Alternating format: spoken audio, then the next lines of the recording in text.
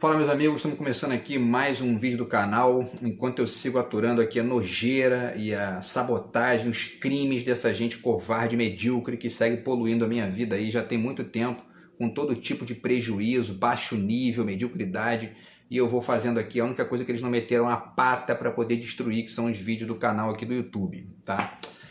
No vídeo de hoje a gente vai falar sobre um discurso do Barroso, tá, do Luiz Roberto Barroso, que é um ministro do STF, e há 2 dias ele fez uma fala e comentando uma outra questão, né? E aí no meio da fala dele ele fez uma explicação rápida assim, sobre o que é o comunismo, tá?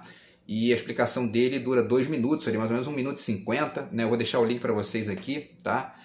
E ele faz uma panorâmica do que é o comunismo, tá? E aí eu vou comentar a fala dele, porque, né, ele fez um resumo muito bom ali do que é a questão, e obviamente que tem detalhes, né, que a gente pode acrescentar aqui para ampliar a fala dele, tá?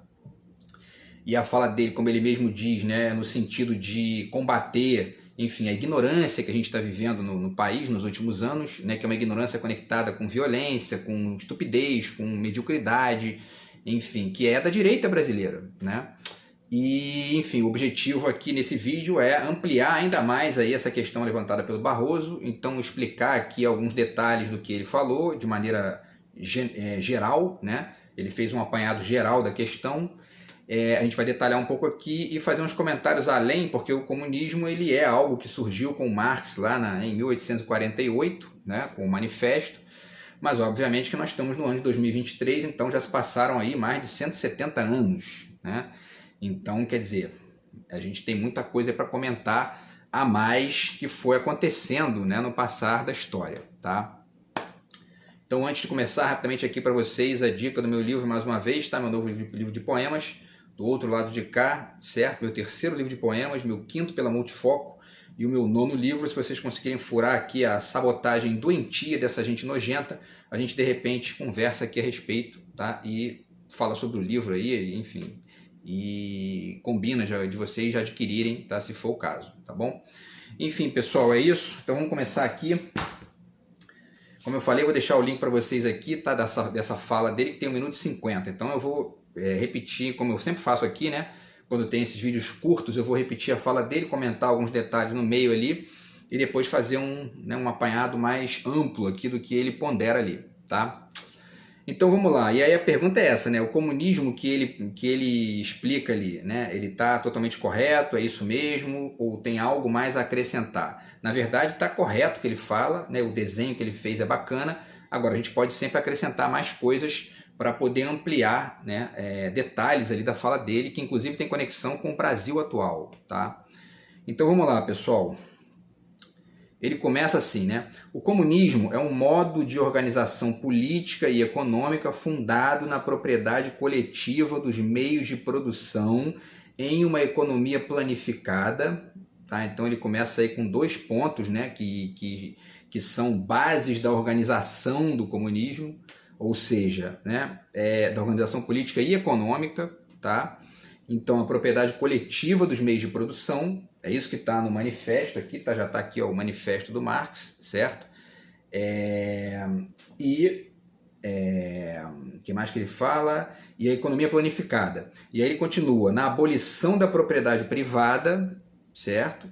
E numa fase intermediária, né, conhecida como ditadura do proletariado, que seria isso, né, o proletariado, né, os trabalhadores, eles são, né, ou na perspectiva do Marx, seriam, né, ali os agentes revolucionários, porque eles são os oprimidos pela história do desenvolvimento da burguesia, etc. e tal, tá? E aí, carregando essa força revolucionária, eles teriam ali enfim, essa vocação histórica para poder revolucionar o mundo e alterar essa lógica aí, que é uma lógica que gera mas gera muitas vezes concentração de renda, opressão, pobreza e etc. Tá? E aí ele continua, né? E essa ditadura do proletariado antecede a abolição final do Estado, né? Essa é uma questão importante. Primeiro, porque os bolsominions o bolsominion não tem a menor noção de quase nada, né? Mas eles viajam, né, quando eles acreditam de fato que o PT, por exemplo, é comunista, ou que a esquerda no Brasil é comunista, porque não existe nenhum projeto de esquerda no Brasil com a intenção de abolir o Estado. Na verdade, esse projeto de abolir o Estado existe na direita, né? A direita diz aí o tempo todo, tem o ojeriza do Estado, como disse o Constantino, né? E aí isso é um ponto interessante, porque as teses radicais do capitalismo e as teses radicais do comunismo se encontram, né, se afunilam nesse mesmo ponto, né, que é o do fim do Estado. Né? Os capitalistas radicais, né, aqueles realmente radicais, eles propõem ali o final do Estado. Tanto é que alguns deles se chamam de forma meio idiota de anarcocapitalistas, né? Que seria isso, seria uma regulação zero, entendeu? E acabou esse negócio de Estado e tal. E os comunistas extremos também, né, vão por essa mesma linha a partir de uma outra perspectiva, de uma outra lógica, que seria a lógica de um anarcocomunismo, vamos dizer assim, né? Que seria isso, né? Para usar esse termo equivocado para os dois, tá? Que seria destruir o Estado, acabar o Estado, porque na verdade essa era a tese do comunismo original do Marx, que, repito, está aqui no manifesto, tá? Agora, é óbvio, existem várias questões, né, que a gente tem que... Mas vamos lá, vamos continuar aqui, tá, com a fala do Barroso, que aí depois eu vou fazer esses comentários. Ele continua. Essa é a doutrina comunista baseada no pensamento de Friedrich Engels e Karl Marx. Então ele fala de doutrina e fala de uma doutrina baseada num texto, né? Agora, esse texto do Marx, ele não é apenas um texto, né? Ele é um diálogo com a história. Então está aqui, ó, A Fenomenologia do Espírito do Hegel, que é um livro realmente muito difícil de ler, mas importante para entender, quem quiser realmente entender isso, tá? Tem que passar pelo Hegel, é um calhamação aqui, né, de 600 páginas. Eu demorei 1 ano e 2 meses para terminar de ler esse livro, aos pouquinhos, né, você ali estudando e tal, mas te dá um entendimento dessa questão, assim, amplo, né? Você, assim, aprende a não falar bobagem. E aí a discussão do Marx no comunismo, essa tese dele do comunismo, é uma tese para preencher essa discussão acrescentada ali, ou enfim, posta em jogo pelo Hegel, né? Que é da fenomenologia do espírito, é um encaminhamento da mente humana em direção ao sujeito absoluto, que seria a apropriação de uma série de figuras históricas e tal.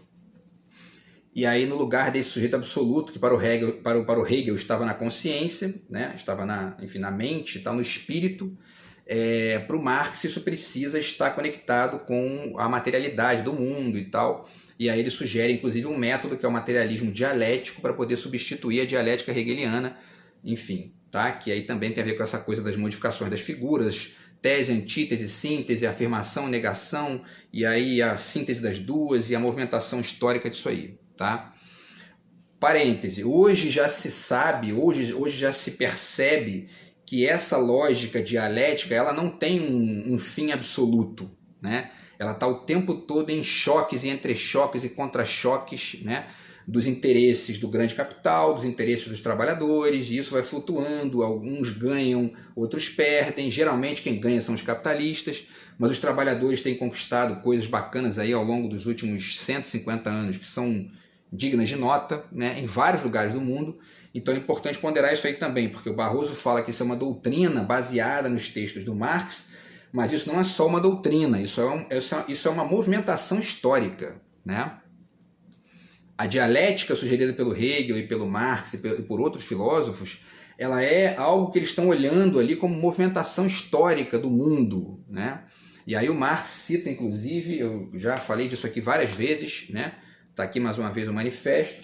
Ele cita aqui na página 17, tá? Ele fala o seguinte aqui, ó.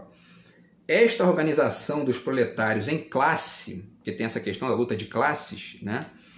E com isso em partido político, pode ser destruída em qualquer momento pela concorrência entre os próprios trabalhadores. Porém, ela ressurge sempre mais vigorosa, mais firme, mais poderosa. Ela força o reconhecimento dos interesses específicos dos trabalhadores na forma de leis, na medida em que eles se aproveitam das divisões entre os burgueses. Assim ocorreu, por exemplo, quando foi aprovada a limitação da jornada de trabalho em 10 horas na Inglaterra. Quer dizer, quando se limitou a jornada de trabalho em 10 horas na Inglaterra, aquilo ali era uma conquista da movimentação dialética do comunismo, certo? Então, quando a gente vê, ontem, por exemplo, saiu uma notícia de que o Uber vai ter que oficializar, vai ter que contratar as pessoas a partir da CLT. Isso é comunismo, né? É uma movimentação dialética do comunismo de conquista dos trabalhadores em prol do seu próprio direito, de uma dignidade para o seu trabalho, etc., né? Então, o comunismo não é só uma doutrina.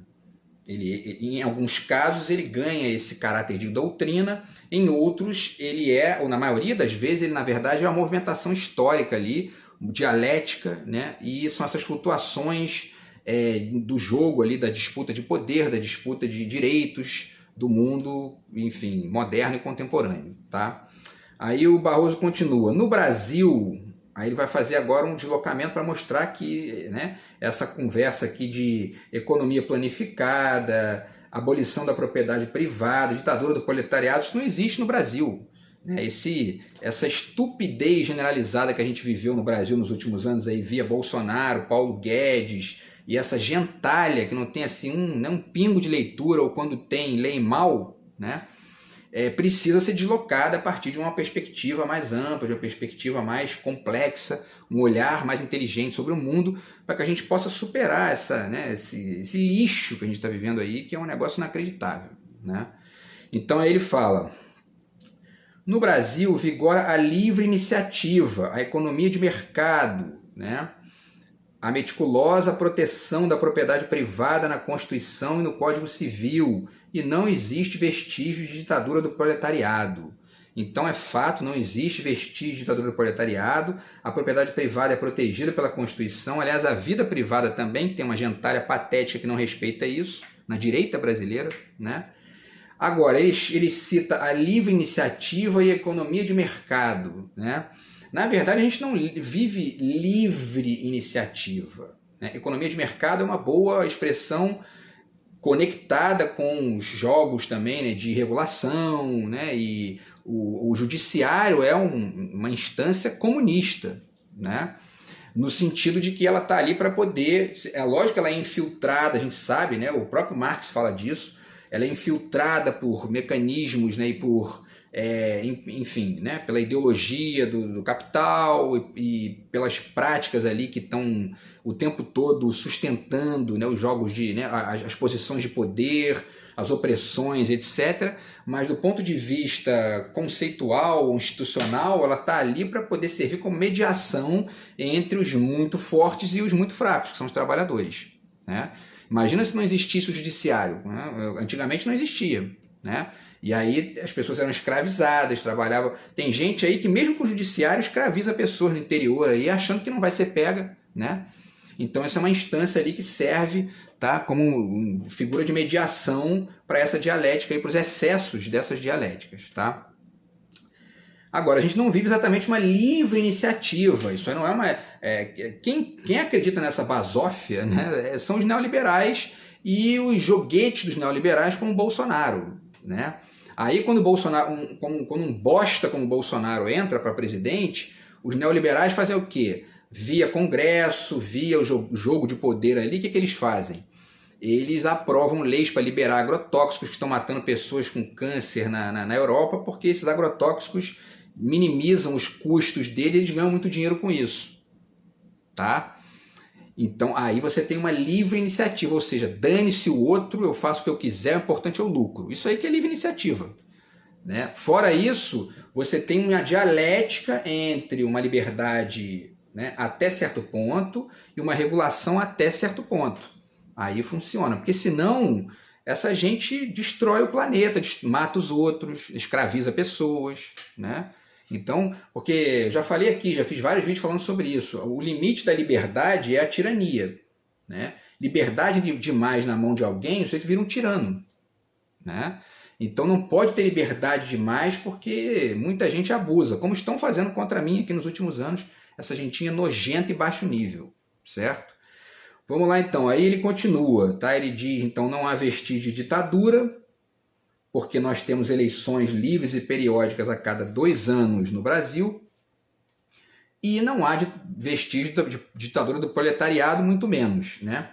E aí ele finaliza, ó, talvez a Faria Lima que é uma rua lá que, né, que representa aí o poder econômico no Brasil, talvez a Faria Lima tenha mais influência do que, evidentemente, o proletariado de uma maneira geral. É fato, né? Geralmente, especialmente no caso do Brasil, né, que o Brasil é um dos 10 países mais desiguais do mundo. É o país onde 1% mais rico detém a maior fatia de riqueza do mundo, 48%. Né? Na França é 21%, por exemplo, a Inglaterra 20%. Né? Ainda é alta essa fatia, mas é menos da metade do Brasil. Né? Então o Brasil está ali entre os 10 países mais desiguais do mundo, os outros 9 são africanos. Né? Então achar que o Brasil está perto de um comunismo é estupidez de gente que não tem a menor noção do que está falando, do que está pensando. Né? Enfim, vamos ler mais, que aí ajuda. Né? E aí, para finalizar, o Barroso explica, né, o porquê que ele fez essa fala. Ele diz, né, eu só faço essa observação porque a gente precisa restabelecer no Brasil, num processo importante de pacificação, o sentido mínimo das palavras e enfrentar a incultura. Né? O que ele chama de incultura é isso, a ignorância, a estupidez, a violência, né, o baixo nível que a gente está vivendo no Brasil aí nos últimos anos. Tá? E aí, vamos lá, pessoal, vou fazer alguns comentários aqui, algumas reflexões, tá? Primeiro, eu acho que uma forma de contribuir para isso que o Barroso está ponderando aqui, né, que é vencer a incultura e, enfim, ampliar o sentido das palavras e tal, é a complexidade, tá? Então tá aqui o livro do Edgar Morin, Introdução ao Pensamento Complexo. É evidente que essa discussão aqui é muito, né, ampla, a maioria das pessoas não faz essa discussão e tal, mas a gente chega aqui, um vídeo do YouTube é uma forma de você contribuir aqui com uma indicação, então tem sempre alguém que pega e se interessa por isso aqui, ou minimamente isso ajuda a entender melhor, né, a questão. Por quê que o pensamento complexo é bacana para entender isso? Primeiro porque você entende que o comunismo não é meramente uma doutrina vertical, né? Ele é uma lógica dialética que está aí no jogo social, né? E esses detalhes que estão no texto Marx, por exemplo, ajudam a entender isso também. Tá? Então esse é um ponto, certo? O segundo ponto é o de que a ideia de sistema, por exemplo, também atrapalha demais a entender essas coisas. Né? Não, nós vivemos num sistema capitalista. Balela. Isso é ingênuo dizer isso. Né? E aí o Edgar Morin ajuda muito porque, inclusive, ele faz ali nesse livro uma reflexão sobre os problemas da ideia de sistema. Né? E muita gente verbaliza isso. Não, sistema capitalista. Nós estamos aqui num sistema capitalista. Aí, ó. O Uber acabou de ser multado em R$1 bilhão. Né? Por quê? Porque nós não vivemos num sistema capitalista. Nós vivemos numa lógica que flutua, que essa dialética e esses confrontos ideológicos de posições vão flutuando o tempo todo, vão oscilando, se confrontando, ganhando, perdendo. Né? Mas não é um sistema. Né? Ele tem flutuações de valor capitalista, né? E quando se diz capitalista, o valor, eu gosto de chamar de capitalismo as pressões de concentração de renda, né, dos poderosos, das megacorporações, etc. E aí o que você tem? E aí você tem também pressões comunistas estrito sensu. No Brasil não tem. Né? Você tem na Coreia do Norte, é uma experiência ali que é mais pesada nesse nível, né?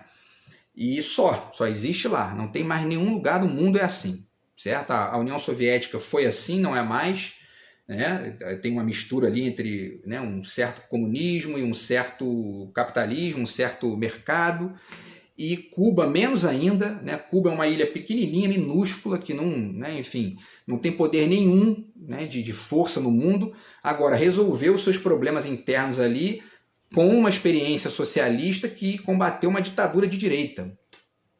E a partir disso construiu uma série de ganhos ali no mínimo da saúde e educação, no básico para as pessoas, e tem índices ali de desenvolvimento humano que são parecidos com os da Europa, com todo o embargo econômico, enfim. Então Cuba é uma experiência única, não tem nada a ver com Coreia do Norte, nem com União Soviética, nem com leste europeu, tá?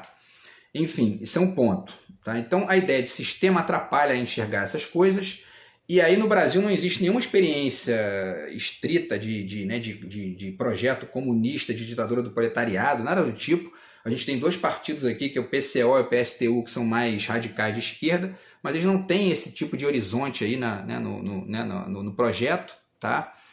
E quem na verdade tem poder no Brasil são os extrema-direita. tanto no nível conservador quanto no nível neoliberal. Então, se a gente tem alguma ditadura no Brasil, né, ou algo próximo disso, é a ditadura do capital, não é a ditadura do proletariado, né? Porque o Brasil é um dos países mais desiguais do mundo. Essa é a grande realidade, tá? E aí, no meio disso, você tem o mercado, tá? O mercado, né? Que não é o capitalismo, é o mercado. São as trocas ali, né? De mercadorias, trocas culturais, etc. E, ao mesmo tempo, as conquistas dos trabalhadores, no nível dos direitos também e tudo mais, certo? Enfim, e aí, pessoal, vamos lá, né? Porque a China também, né? Esqueci de citar a China aqui, que é um exemplo importante aí também, na medida em que a China tem um Estado comunista, né? Porém, uma economia de mercado pujante ali, exportações é a segunda maior economia do mundo hoje, né? Então, assim, não existe fim do Estado, não existe propriedade privada, né? Fim da propriedade privada, não existe nada disso na China, né? Então, é uma experiência mista, né? Que, enfim, a gente tem que refletir também com as suas especificidades, tá? E aí, pessoal, outra ideia interessante também aqui para poder ajudar a pensar isso é, por exemplo, esse romance da Paula Aloy-Charach, porque no fundo o comunismo, o capitalismo, né, o mercado, enfim, etc., tudo isso aí são teorias selvagens que estão, né, flutuando nos jogos sociais e disputando espaço, disputando poder, disputando conquistas, perdendo, ganhando, né? Tem um trecho aqui que eu gosto muito nesse romance que ela diz o seguinte aqui, ó, na página 161, tá?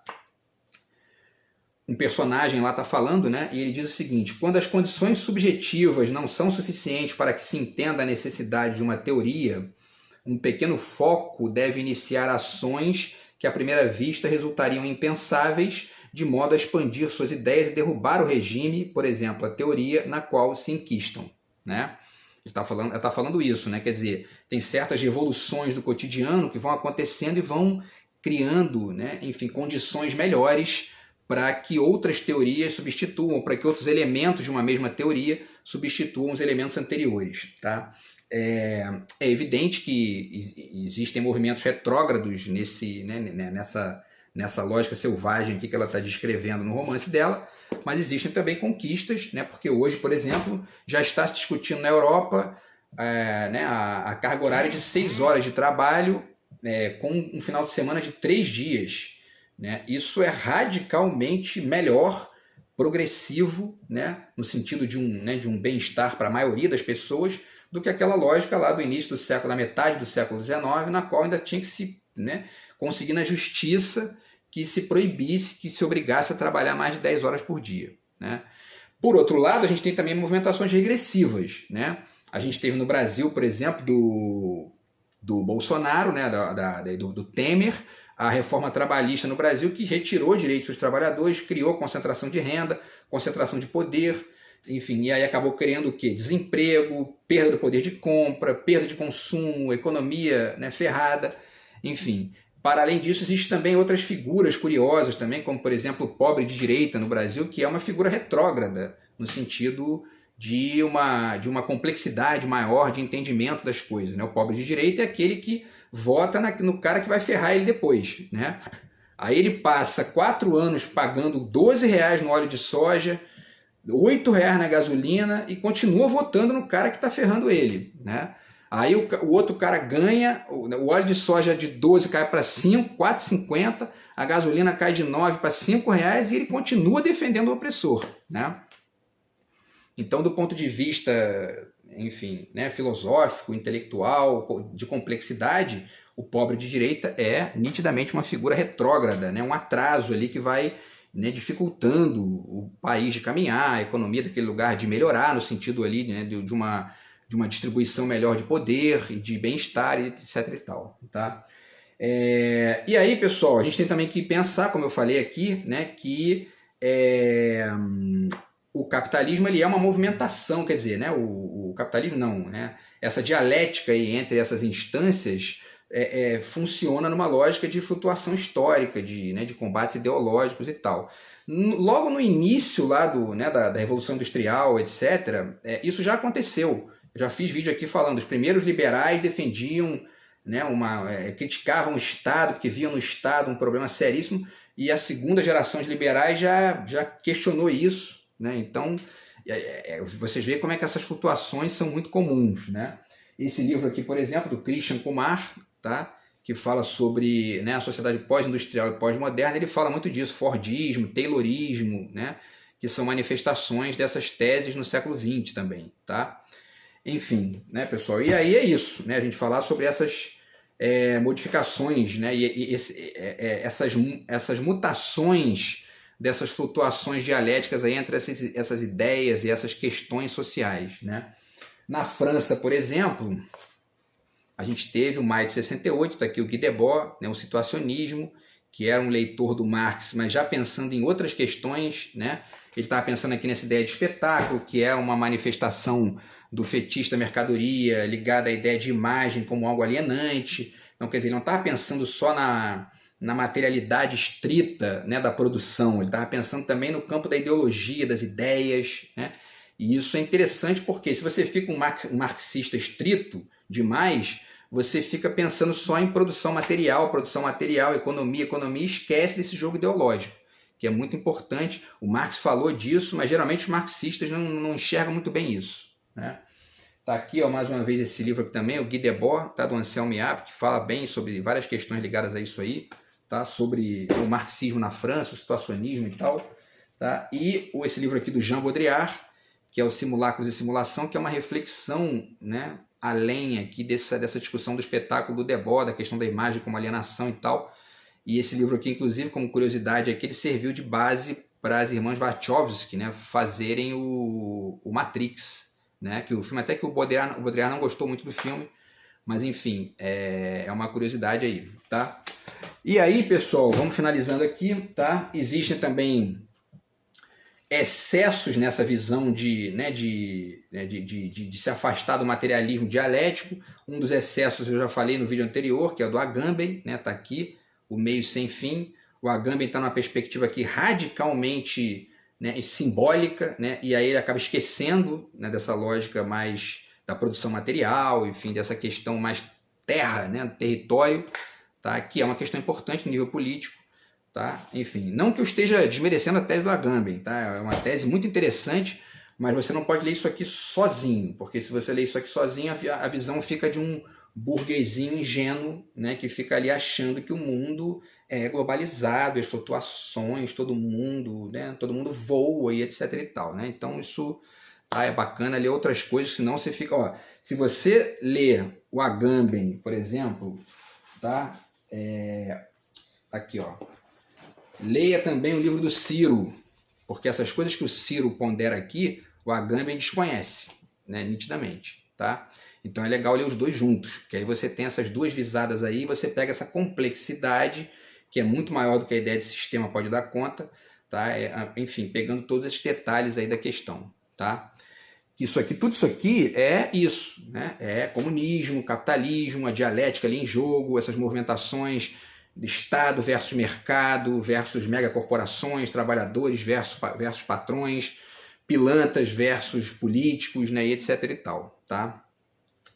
E aí, pessoal, para finalizar, tá, é isso, né? Enfim, a gente poderia falar de várias outras coisas aqui, mas vamos finalizar falando aqui do que a gente tem visto aí no mundo agora, né? A gente tem visto, por exemplo, greve nos Estados Unidos, depois de 80 anos, está começando a rolar uma greve lá agora, tá? Enfim, na questão do estado de bem-estar social na Europa também é importante de pensar isso aí. E uma questão muito interessante para finalizar aqui, que está nesse jogo aí dessa dialética entre comunismo e capitalismo que está rolando no mundo atual, são essas crises no norte da África, tá? O Mia Couto tem esse romance aqui, que é o Terra Sonâmbula, que ele fala do final lá da guerra de Moçambique, de independência. E a guerra de independência dos países da África foi uma questão que envolvia o comunismo também, tá? Por quê? Porque o imperialismo que rolava ali na África, e que de certa forma rola até hoje, era o imperialismo de controle dos meios de produção, de impedir que as pessoas tenham direito ali ao bem-estar mínimo para poder sugar tudo, tirar tudo, né? Isso é o capitalismo também, né? Que muitas vezes usa até o Estado para poder fazer isso, né? Então, enfim, tá? E aí a gente tem visto isso no norte da Europa, no norte da África, desculpe, né? E todas essas movimentações ali, Níger, Mali, Gabão, Burkina Faso, tudo isso aí são disputas para poder minimizar o poder das megacorporações e dos impérios, né, antigos, tá? E tentar ali construir lógicas de bem-estar melhores para as pessoas, que são movimentações comunistas, né? No sentido da dialética e não no sentido da ditadura, tá? Beleza, pessoal? Então é isso, são essas contribuições aí à fala do Barroso, para a gente tentar aqui melhorar, né, a estupidez que a gente está vivendo no Brasil dos últimos anos aí, tá? A gente se fala no próximo vídeo do canal. Abraço, tamo junto, fui.